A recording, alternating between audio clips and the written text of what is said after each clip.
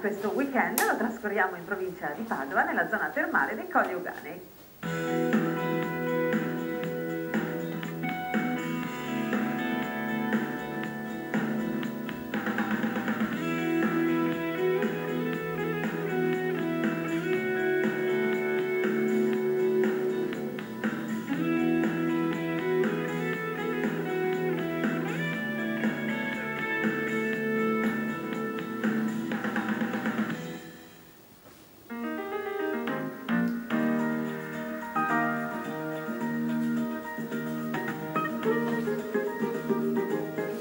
Siamo nel cuore della provincia di Padova. Incastonata in questa cornice meravigliosa, la zona euganea offre l'opportunità di vivere ed apprezzare le bellezze naturali ed architettoniche del Veneto. Qui acque benefiche e salutari sgorgano da oltre 3000 anni, dando vita alla più grande stazione termale d'Europa, le Terme Euganee. Chi indugia in questa terra trova davvero tutto: siti archeologici, ville della civiltà veneziana, rocche, abbazie e castelli del Medioevo.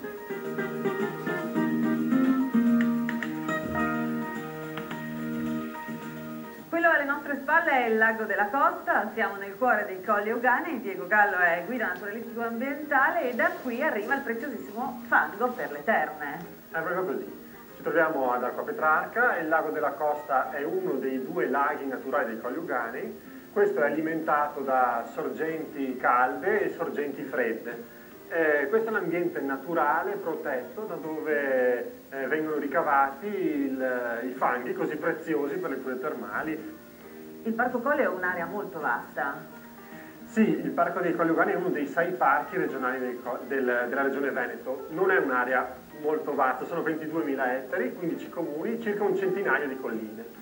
Ecco, è un territorio però particolare, la cui nota più caratteristica forse è legata proprio alle vicende geologiche che hanno formato queste colline così articolate. È di origine vulcanica? Sì, circa 33-35 milioni di anni fa, in un ambiente marino, è fuoriuscito questo magma che ha formato queste colline. In alcuni casi il magma si è incastrato, incuneato nelle rocce sedimentari di questo antico mare, ha formato dei lacoliti come il Monte Calbarina, dove ci troviamo noi ora. In altri casi invece il magma ha gonfiato, spezzato le rocce del mare e ha formato queste colline che hanno un profilo da parentesi grappa, si chiamano lacoliti di eruzione, ecco, dove ci sono questi bei coni appuntiti di origine, dove c'è la roccia vulcanica.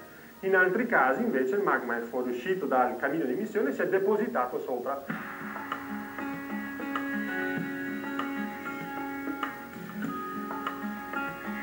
Il turista appassionato della vacanza naturalistica, della vacanza attiva, qui trova una grandissima offerta. Si va appunto dalle escursioni naturalistiche che si possono fare a piedi, ci sono diversi gradi. Questo per esempio è il sentiero del Monte Calbarina, un sentiero alla portata della famiglia, ma ci sono anche sentieri più impegnativi come l'Alta Via dei Colli Euganei, 8 ore di escursione con anche certe pendenze forti. E poi ci sono tutta la rete di percorsi per le biciclette. L'amante della mountain bike piuttosto che l'amante della bici da corsa o l'amante della slow bike qui trova, diciamo, un ambiente ideale per praticare il cicloturismo.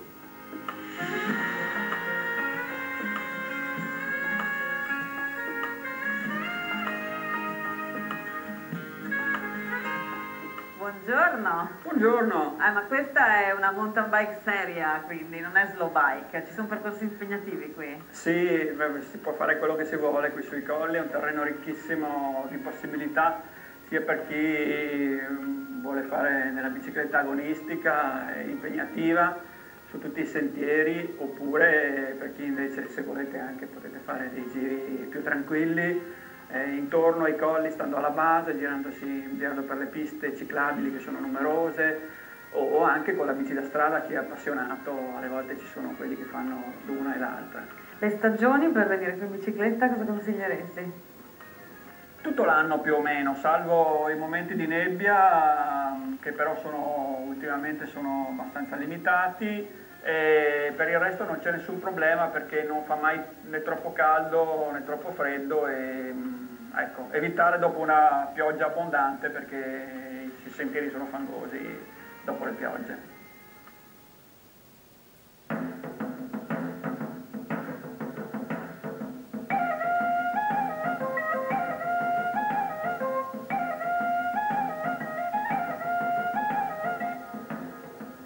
Siamo all'estremità dei Colli Euganei, in un punto che da sempre è stato per questa zona strategico, si dice addirittura che nei giorni limpidi si potesse vedere sino alla laguna di Venezia. Qui c'è un bellissimo castello proprio ai piedi del Colle della Rocca di Monselice che ha degli stili completamente diversi, perché dall'XI al XVI secolo è stato dimora signorile, torre difensiva e villa veneta, e adesso un bellissimo castello da visitare. Ferdinando Businaro è il presidente della società Rocca di Monselice e questo è un salone che ha una storia molto importante. Indubbiamente, qui ci troviamo nel salone dove Zelino da Romano teneva consiglio imperiale, è caratterizzato dagli scacchi bianchi e rossi carraresi, perché come hai detto correttamente tu, questo è stato nella storia da Villa Patrizia a Torre di Difesa. I carraresi hanno dimorato in questo castello per molti anni, poi ti racconterò, Jacopino da Carrara rimase poi prigioniero per 14 anni in una stanza di questo castello, praticamente fino a quando morì, e quindi questo indubbiamente è il luogo più rappresentativo del castello di Monselice. Ci sono degli splendidi arazzi commissionati dalla famiglia Gonzaga, realizzati intorno al 1500 da Cornelius Martens, che era uno dei grandi manufattori di arazzi nelle Fiandre, e abbiamo poi degli oggetti straordinari, abbiamo due mobili della famiglia Guicciardini, straordinari per la bellezza degli intarsi e per l'unicità delle dimensioni.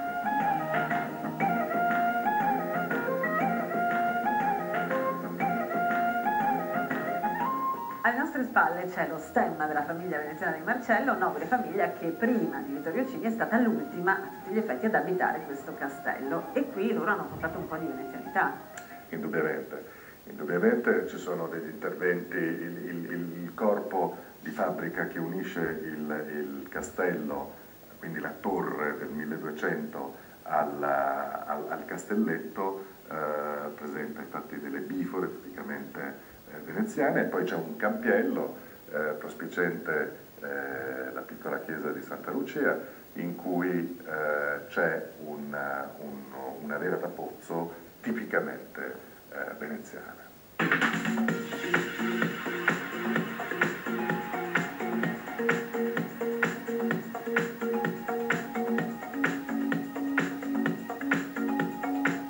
Oggi come 2000 anni fa le Terme Euganee sono il luogo ideale dove ritrovare il benessere totale, e il segreto sta in quest'acqua che nasce nel bacino delle Prealpi e dopo un lunghissimo percorso sotterraneo in cui si arricchisce di tanti elementi e sali minerali riaffiora qui a 87 gradi e poi chiaramente affiora in queste meravigliose piscine. Mauro Voltolina è presidente del consorzio Terme Euganee che raggruppa tutti gli alberghi di queste zone. Ce ne sono tantissimi e quindi offrendo una recettività alberghiera per tutti i gusti, per tutte le necessità e soprattutto per tutte le tasche. Assolutamente sì. Siamo una realtà che viene definita senza ombra di dubbio e di smentita la maggiore realtà termale europea. Quindi in termini di quantità di alberghi, dei servizi che offrono sia a livello ricettivo che nell'ambito della salute, del benessere, del relax, dello svago, dello sport, quindi molteplici opportunità interne con stabilimento termale interno ad ogni singolo albergo. Questo però fa parte naturalmente di un territorio votato tradizionalmente all'accoglienza e che quindi dentro e fuori l'albergo c'è una tradizione, una cultura che ci contraddistingue assolutamente nel panorama internazionale del termalismo.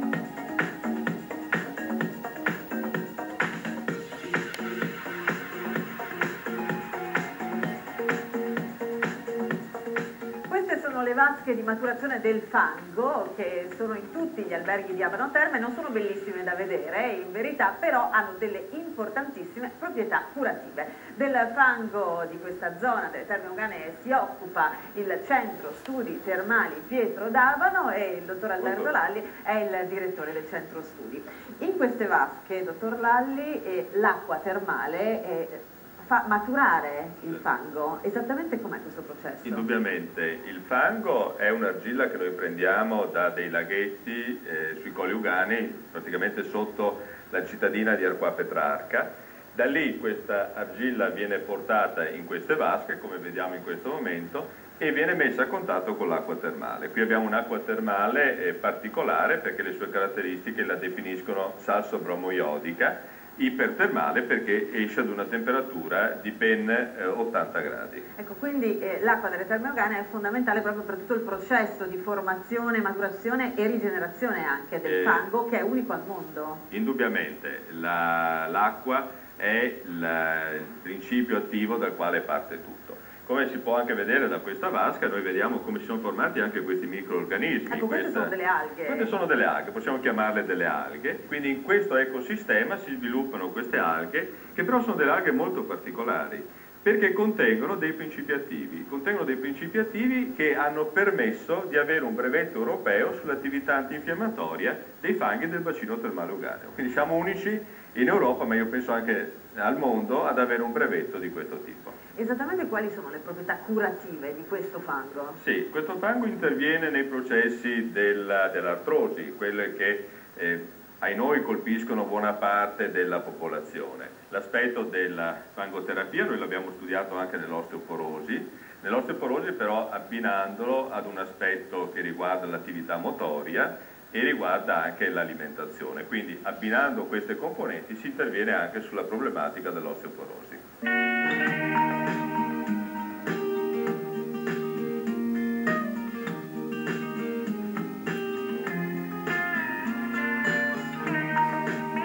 Abbiamo fatto irruzione in una delle cabine dei trattamenti wellness, qui delle terme, e questo è il Thermal 5 Colors, trattamento molto particolare. Ida Poletto è presidente di Abano Spa. Cosa stanno facendo adesso? Adesso in realtà queste argille sono 5 colorazioni naturali, sono fondamentalmente l'invasettamento, se possibile, il packaging del benessere. È una scomposizione del nostro fango termale, preso dal fango termale quelli che sono i suoi principi attivi biologici più importanti, in questo caso l'ETS8, che è un principio, una molecola attiva per il drenaggio, e l'hanno ricomposto in un'argilla particolarmente facile al massaggio, unendo quindi alcune specificità del nostro fango termale con, in questo caso, le ficocianine, che sono delle alghe che aiutano il drenaggio, la professionalità delle nostre terapiste,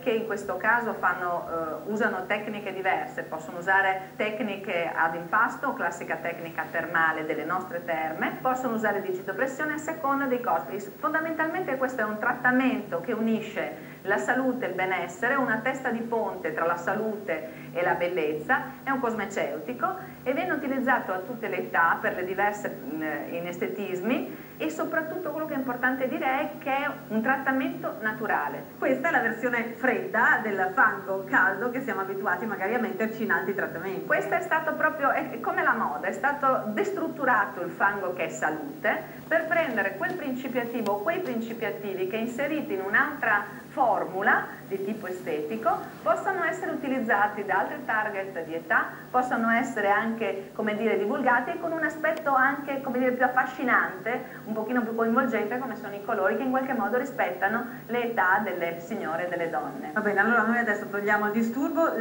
La durata di questo trattamento di solito? È un'oretta, ci vuole un'oretta perché c'è molto massaggio, c'è un bagno termale importantissimo e soprattutto c'è questo aspetto del relax che è fondamentale.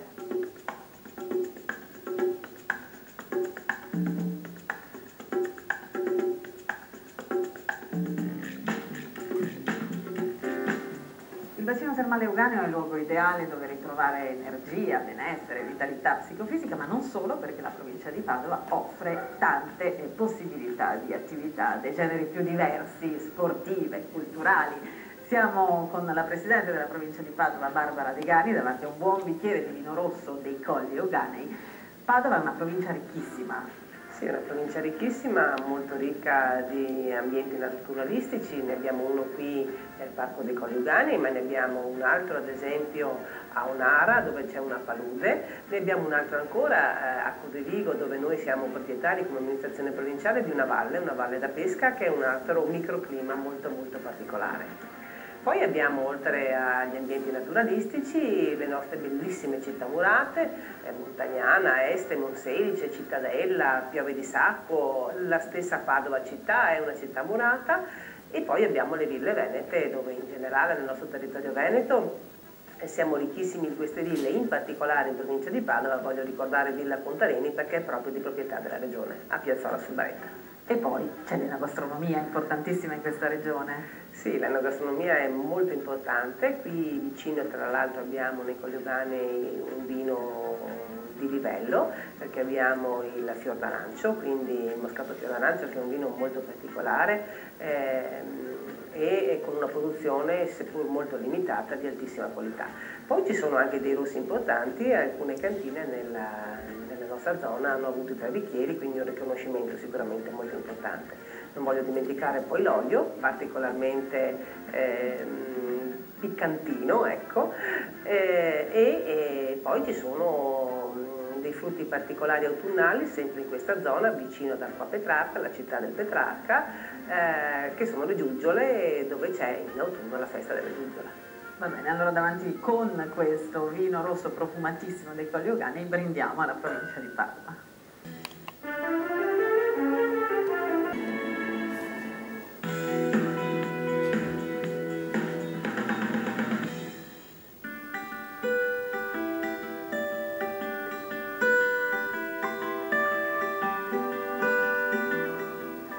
Un weekend a Padova e nella sua provincia, fra terme, colli, attività outdoor, non può prescindere dall'aspetto artistico della città. Qui siamo a Palazzo Zabarella, dove ormai da 15 anni vengono allestite alcune delle mostre più interessanti nel panorama nazionale.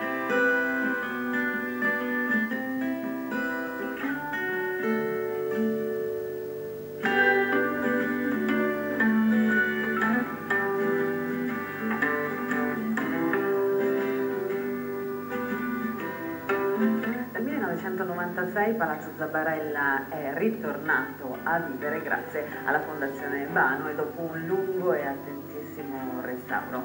Federico Bano, adesso ci sono delle mostre importanti ma che tra l'altro hanno tutta una continuità perché ogni 6 mesi viene cambiato l'allestimento e il tipo di mostra. 15 anni, 15 mostre. 15 anni, 15 grandi mostre basate sul presupposto di indagare l'arte italiana tra 8 e 900, quindi l'arte moderna. Ogni anno tra ottobre e la primavera, l'autunno e inverno produciamo un grande evento che è frutto di grandi studi che la Fondazione promuove e in questo luogo poi vengono messi puntualmente in scena con degli allestimenti, come poi vedremo questo, altamente suggestivi.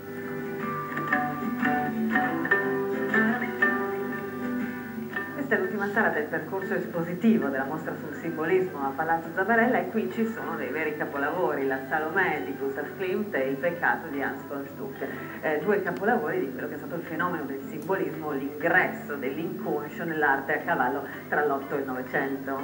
Inizia tutto nel 1891 quando 2 grandi artisti, Previati e Segantini, presentano a Milano alla Triennale 2 grandi opere, 2 maternità, le 2 madri e la maternità. Da lì parte il simbolismo.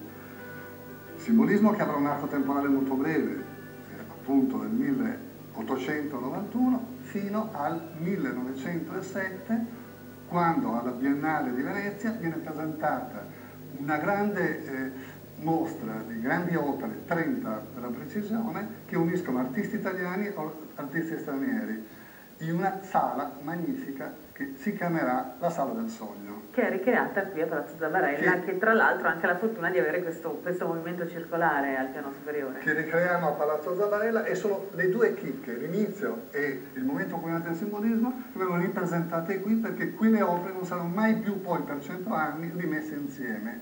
E queste opere non si sono mai mosse dall'Italia? No, perché alcune gallerie italiane, la Galleria Nazionale di Roma, la Galleria Nazionale di Venezia e di Palermo acquisteranno il Forstuc e 2 magnifici Klimt che da allora abbiamo nei nostri musei italiani.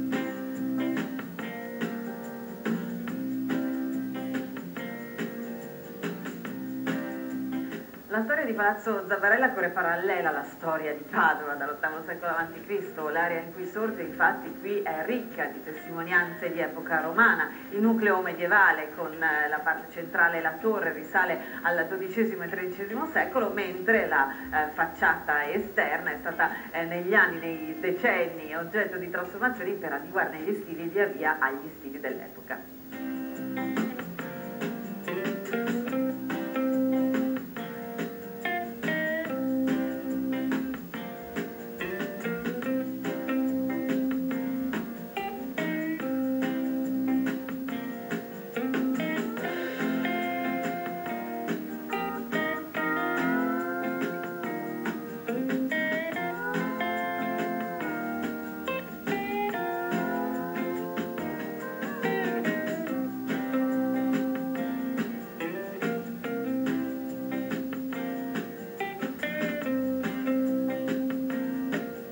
Per un meritato ristoro non potevamo non venire all'antica trattoria Ballotta, che è la trattoria con più storia di tutti i Colli Euganei, fondata nel 1605, e qui tra l'altro c'era un'antica rustica dipendenza dei monaci agostiniani di Monte Ortone che qui vicino, sul poggio del Mirabello, avevano un convento minore. Quindi una bellissima storia, ma soprattutto un'ottima cucina. La signora Cristina è la proprietaria, qui si gustano i prodotti tipici dei Colli Euganei. Certo, tipici della zona e dei Colli Euganei, che sono più che altro prodotti di corte, per cui gallina, anatra, faraona e più che mai la gallina padovana. Ecco che meraviglia, infatti questo abbiamo ordinato gallina padovana e poi dei gnocchi di zucca con del tartufo scorzone, sempre dei Colli Euganei. Ecco, la gallina padovana è quella che incuriosisce sempre un po' di più, certo. Questa gallina tipica di queste zone per il ciuffo. Certo,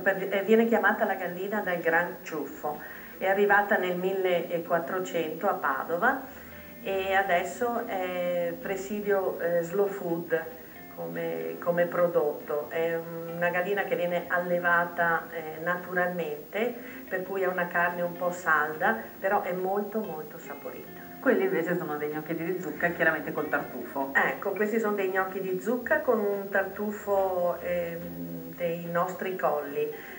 Se ne trova non tantissimo, però abbiamo anche noi questo tartufo, non ha un sapore forte come può essere un tartufo di altre regioni, ma comunque può sempre un tartufo. Li serviamo in una cialda di grana padano, di modo che cerchiamo di usare tutti i nostri prodotti. E allora noi non possiamo che degustare questa gallina padovana e questi gnocchi. Buon appetito! Buon appetito.